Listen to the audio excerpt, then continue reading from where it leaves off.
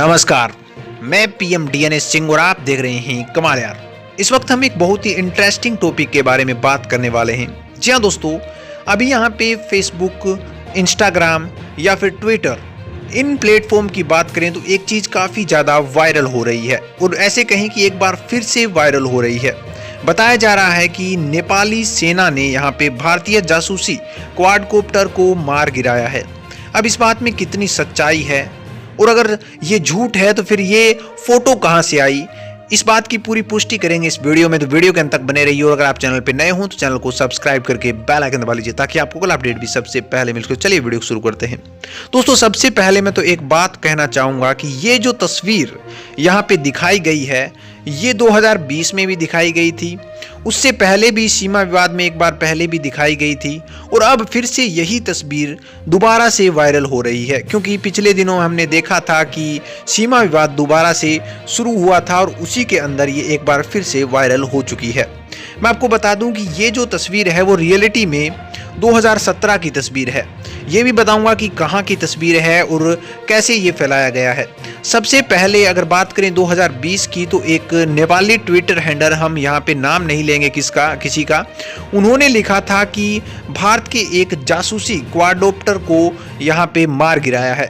उसके बाद दोबारा से ये यहाँ पे ट्वीट किया गया और फिर से वायरल हुआ। इसी दावे को दोबारा से फिर वायरल किया गया ट्विटर के ऊपर एक ट्विटर हैंडल ने, और उन्होंने लिखा कि नेपाली सेना ने भारत नेपाल सीमा के साथ जुड़े डारकचुआ में एक भारतीय जासूसी क्वाडकॉप्टर को मार गिराया है। उन्होंने ये भी लिखा था कि जो नेपाली सीमा है एनसीआई ने यहाँ पे नेपाल की ओर से 90 मीटर तक घुसपैठ की थी भारतीय इस जासूस क्वाडकॉप्टर ने, इसके कारण यहाँ पे इसे मार गिराया था। ये सारी बातें थी 2020 तक की और अब यहाँ पे दोबारा से यही काम हो रहा है। वहीं पे अगर बात करें दोस्तों तो इस पर दावा किसी और ने भी ठोका था। मैं आपको बता दूं कि पासपोर्ट में अगर बात करें 28 अक्टूबर 2017 में ऐसा बताया जा रहा है कि पाकिस्तान ने यहाँ पे भारतीय जासूसी क्वाडकॉप्टर को गिरा दिया था, मार गिराया था, ऐसा भी दावा किया जा रहा था। अब यहाँ पे असलियत क्या है? अब दोबारा से ये जो यहाँ पे फोटो है वो वायरल होने का एक बड़ा रीजन बताया जा रहा है कि दोबारा से एक बार यहाँ पे सनसनी खबरों में आ चुका था भारत नेपाल सीमा विवाद, जिससे हर कोई परिचित भी है और जिसको हर कोई जानता भी है, जिसका अभी तक कोई सोल्यूशन भी नहीं हुआ है, ऐसा कह सकते हैं। लेकिन आखिरकार हम कह सकते हैं कि ये जो यहाँ पे पाकिस्तानी का दावा किया गया था कि उसकी सेना के जो खर्चकारी और नियंत्रक रेखा के साथ भारतीय जासूस ड्रोन को मार गिराया है, ऐसे दावे को यहाँ पे स्पष्ट करना बहुत जरूरी था। इसीलिए यहाँ पे हमने भी सर्च किया और हमें एक न्यूज़ मिली टाइम्स फैक्ट्स की, जो कि हर तरह की यहाँ पे जो फैक्ट न्यूज़ चलती है उन पर यहाँ पे नोटिफाई करती हैं और इन्हें जस्टिफाई करती हैं। ऐसे कह सकते हैं कि इनमें क्लियरिफिकेशन करके सही न्यूज़ तक पहुँचने का प्रयास करती है। और उन्होंने बताया है कि हमने देखा कि 2017 की एक पत्रिका में ऐसी फोटो हमें दिखाई दी और जिसमें ये पाया गया कि 2017 में पाकिस्तान के DGISPR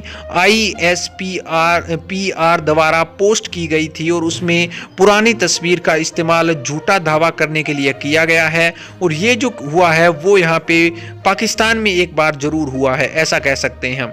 एक भारतीय जासूसी क्वाडकॉप्टर को नेपाली सेना द्वारा जो मार गया, ऐसे दावे किए जा रहे हैं, वो बिल्कुल सरासर झूठे दावे किए जा रहे हैं, ऐसा कुछ भी नहीं हो रहा। और सबसे बड़ी बात यह है दोस्तों कि इससे कहीं ना कहीं पब्लिक में आक्रोश आता है।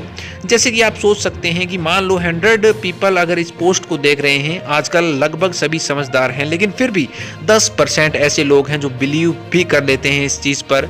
और अगर इस चीज़ पर बिलीव करते हैं तो वो फिर हेट करने लगते हैं एक दूसरी कंट्रीज से। जैसे आप सोच सकते हैं कि इस पर किसी नेपाली ने बिलीव करा है तो वो ऐसा सोच रहा है कि भारत बिना मतलब जासूसी कर रहा है तो भारत बुरा है, भारत ऐसे ही करता है, या फिर ऐसे कहें कि उसकी सोच में परिवर्तन आ जाता है जिसके कारण टकराव पैदा हो सकता है।